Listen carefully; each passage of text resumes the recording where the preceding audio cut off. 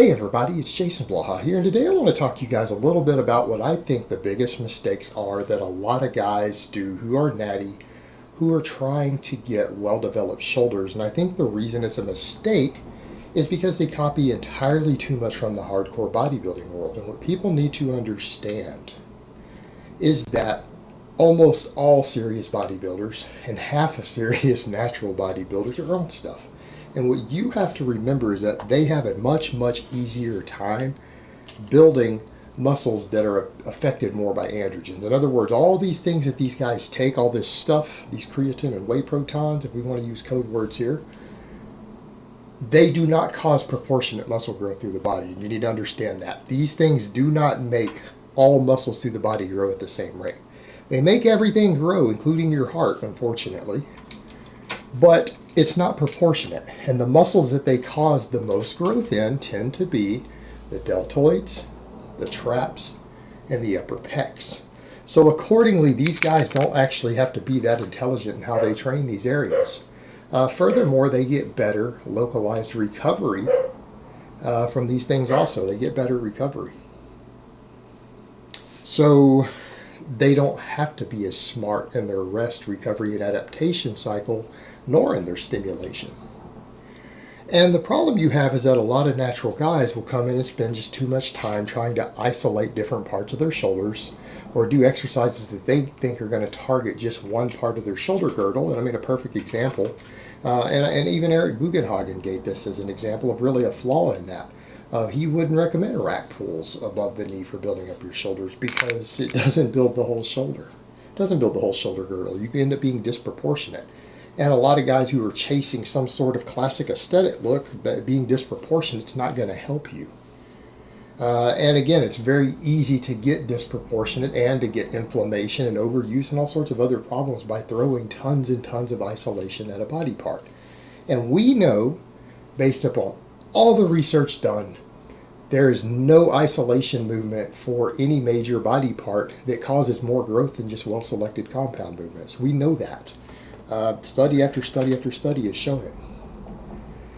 Also, we know that when compound movements are done with good form and maximum speed, when we test them on an EMG, they actually recruit better muscle fiber recruitment in all heads of the muscles involved, of every muscle involved in that movement, right, than focusing in the mind-muscle connection does. There have been studies showing the mind-muscle connection itself actually does help. It doesn't help as much as moving the weight faster does, though. So in other words, big, explosive compound movements that build your whole shoulder girdle are really what your bang for your buck should be. And if we start looking high up on that list, is right up where some of these other guys have tried to tell you in the past. There are guys who have extremely impressive physiques who tell you stuff like, why don't you just get really strong at overhead pressing? I mean, Martin Burkham has always said that. He's like, you don't need all these other exercises.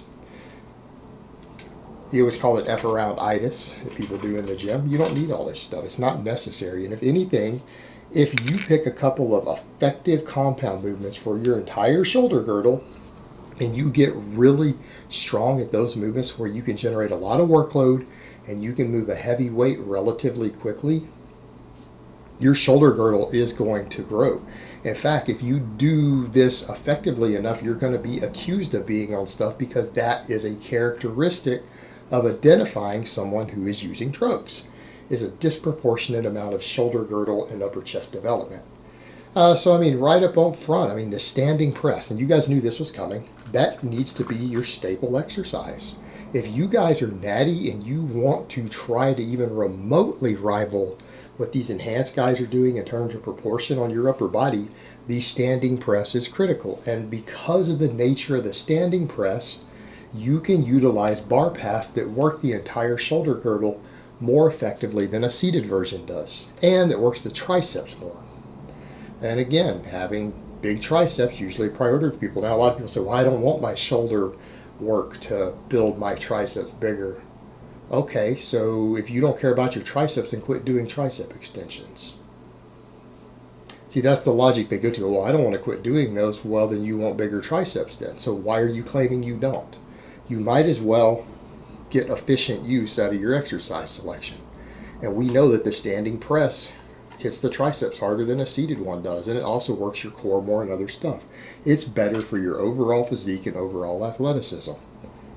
So it's a premier exercise because it actually works the rear delt better than any other press does. The standing barbell press does when you do full range of motion. It works your upper chest. It works your traps. In fact, the data shows that it hits traps really, really hard. So you have an exercise that is primarily a delt exercise that also grows the traps, works your abs, works your upper chest, and is a tricep builder, and a very effective tricep builder. Get strong on it. And then you need another secondary exercise. If you pick one more effective compound for your shoulder girdle and you master it and get really, really strong at it, it will fill in any other gaps there. And that's really all that you should need. And what do I mean by another one? Bugenhagen actually said, you know what, work on high pulls. Because there you have it. That's a little more posterior dominant. It'll hit the rear head, hit the medial head, it'll work the traps. It'll make you more explosive, right? It'll help you reach your explosive potential. And I would even argue something like a snatch.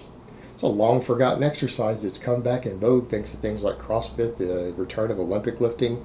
But snatches have always been a mainstay for contact sports, and people forget that. How many high school football teams still teach the snatch? They have for decades. How many MMA guys snatch? Tons of them.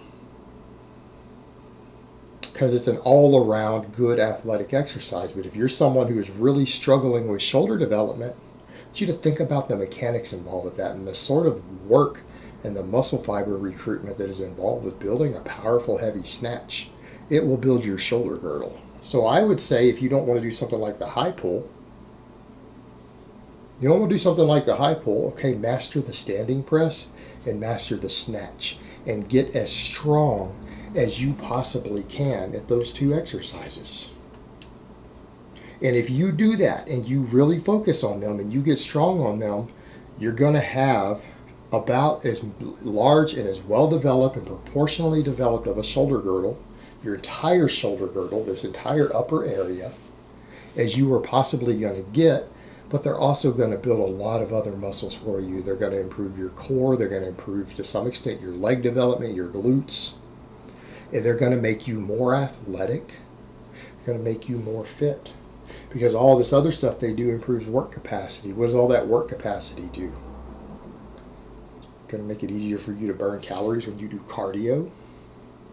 So even you guys who are talking about doing all this stuff for aesthetics, who don't want to use a bunch of drugs, you're really, really missing out on the way that you need to be training because you're emulating guys who just use drugs to do all of this stuff without realizing these big basic movements are multifaceted. They will not only help you with minimal exercise selection build the shoulders that you want to give you that look that you're looking for. They will make you a better athlete. They'll improve your work capacity. They'll improve your energy output, so that it will help you with your other goals at the same time. It's a win-win, and there's no reason not to do these things. There's no reason. They're superior exercises. And really, guys, you've got to get away from all this fluff and pump, because that's we see way too much of that in the gym these days, and guys who aren't using a bunch of gear trying to use these methods, and I'm just telling you, it's not going to work as effectively as you think it will. And a lot of you guys are going to hear this. You're out there, oh, you're just saying that. Well, you're going to go keep doing that in another year when you still don't get the results that you want because you're still not using the drugs that these guys are using who make it all work.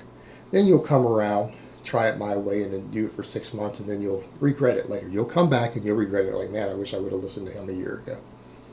Promise you that's going to be the case if you ignore this. But, do what you want to do, guys. All right, guys, but that's really all I have to say on that today. I hope it's been informative, and I will talk to you guys next time. But also, if you guys enjoyed this video, please remember to like down below, click subscribe, share this video with others, and go check out my Patreon site and my About tab if you want to hear some other unique content that I don't always cover on YouTube. So peace out, guys.